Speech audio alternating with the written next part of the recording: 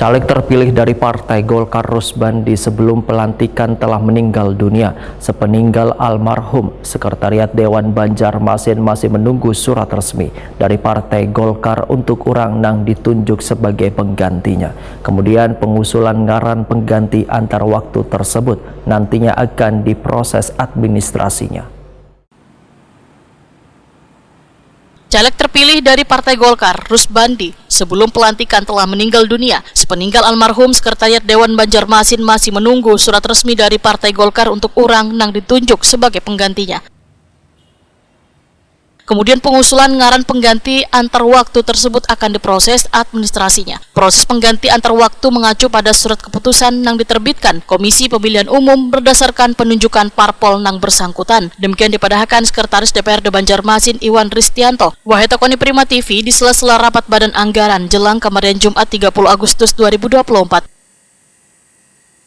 Menurut Iwan Ristianto, pihaknya masih menunggu SK dari KPU, kemudian akan ditembuskan ke Wali Kota, serta diproses pengusulannya ke pemerintah provinsi.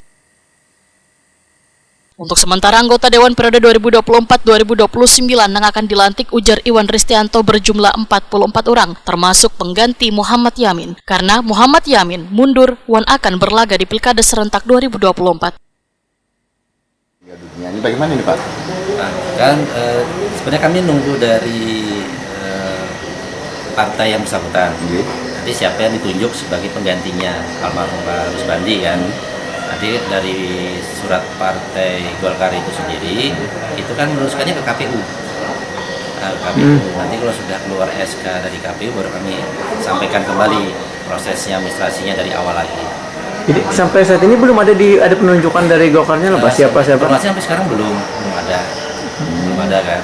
Tapi kalau isu-isunya kan ada sudah siapa yang orangnya. Tapi kan kita kan berbicara berdasarkan begitu tulis kan, inflasi tertulis sebaya nanti kita pengusulan ke provinsi itu berdasarkan dari KPU-nya siapa yang ditunjuk pengganti. 44 lah pelantikan. 44. Iwan Ristianto memadahkan bila hingga waktu pelantikan yang dijadwalkan pada Senin 9 September 2024 belum juga ada SK dari KPU, maka nantinya akan ada pelantikan susulan.